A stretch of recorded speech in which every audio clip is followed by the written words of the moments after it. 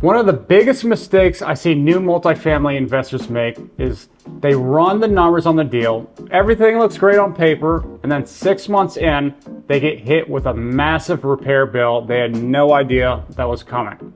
And just like that, the cash flow they were counting on is gone. Sometimes for an entire year, sometimes for less.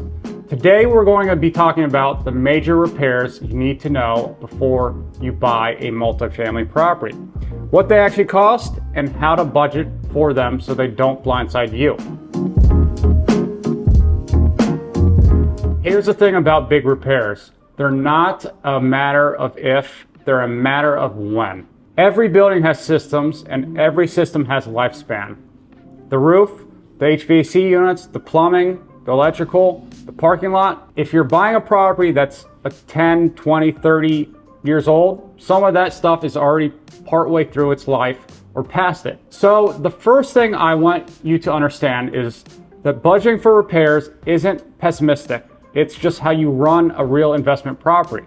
Let's start with the roof. A full roof replacement on a multifamily building can run anywhere from $20,000 on a smaller property all the way up to $100,000 or more on a larger one, depending on the size, the material, and your market. Flat roofs are common on apartment buildings, and they have a shorter lifespan than pitched roofs.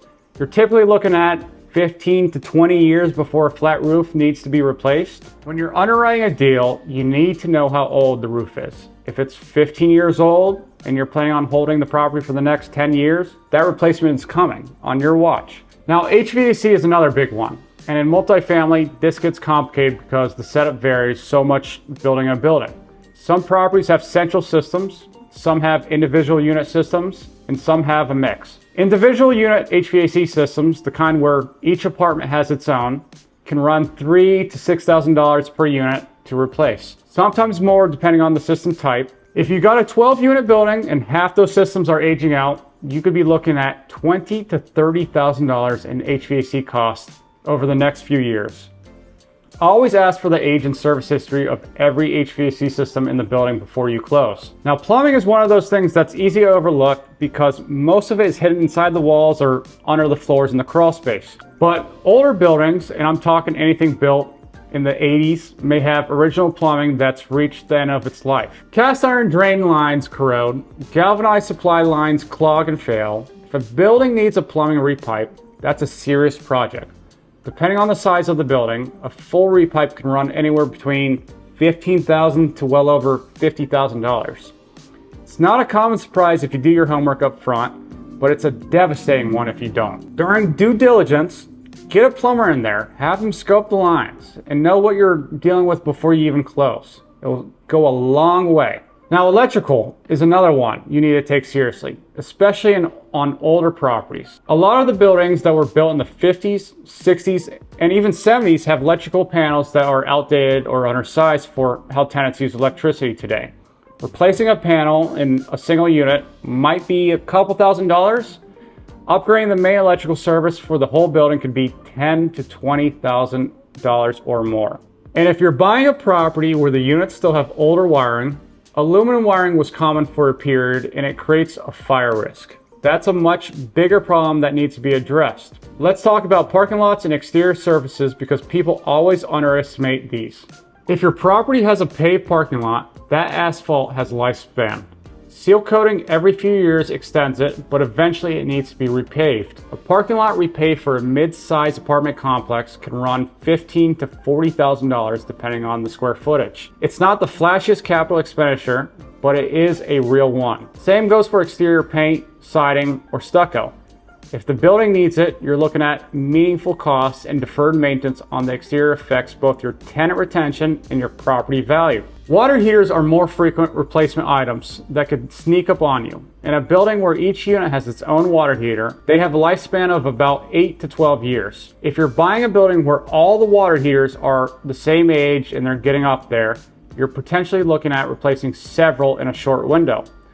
Budget roughly $800 to $1,500 per unit for a standard replacement, more if it's a commercial or larger capacity unit. So how do you actually budget for all this?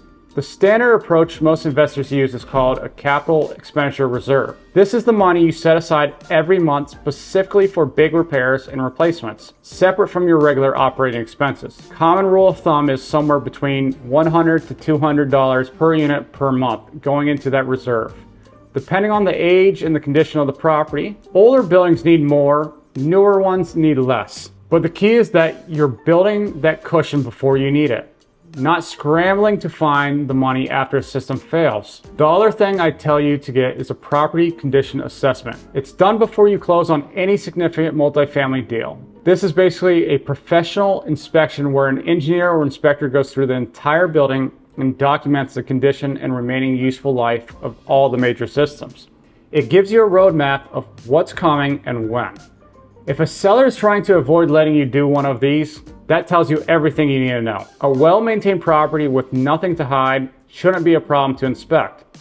The bottom line is this: the investors who get hurt by big repairs are almost always the ones who either skipped due diligence, ignored what the inspection told them, or bought the deal so tight that there was no room for anything to go wrong.